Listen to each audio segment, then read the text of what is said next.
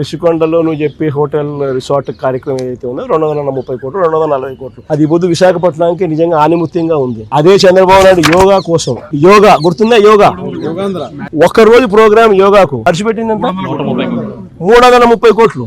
కనీసం నేనన్నా 240 కోట్లు పెట్టి బ్రహ్మాండమైన బిల్డింగ్ కట్టి విశాఖపట్నానికి తలమానికంగా ఉంది ఆ బిల్డింగ్. ఈ పొద్దు కూడా పోయినాను అనుకో ఆ బిల్డింగ్ లోకి ఎవరైనా పోయి చూస్తే విశాఖపట్నం అంతా టూరిస్ట్ ప్లేస్ కింద కనపడుతుంది. జగన్మోహన్ రెడ్డి గారు ఏమంటున్నారు, ఒక రోజు యోగా 330 కోట్లు ఖర్చు పెట్టారట ఈ ప్రభుత్వం. చుట్టూ ఉన్నోళ్ళు నమ్మడం. యాక్చువల్గా ఎంత అయింది? మన June 21 యోగా డేకి 18 కోట్లు అయింది ఈ రాష్ట్ర ప్రభుత్వానికి. మిగిలింది కేంద్ర ప్రభుత్వం స్పాన్సరింగ్. వాడి ఇస్తీగలు చేశారు. వాడు ప్రతి సంవత్సరం ఒక్కొక్క రాష్ట్రానికి అవకాశం ఇస్తారు.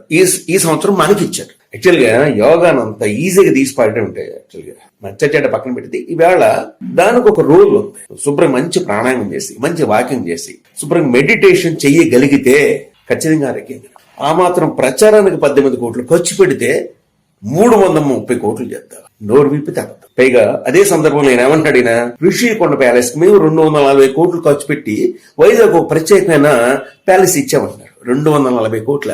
అసెంబ్లీలో నువ్వే కదా ఉన్నావు. 450 కోట్లు రిలీజ్ చేసింది. దాని తాలూకా ఇవి కూడా ఉన్నాయి కదా, సాక్ష్యాలు కూడా ఉన్నాయి కదా, పేపర్లు ఉన్నాయి కదా.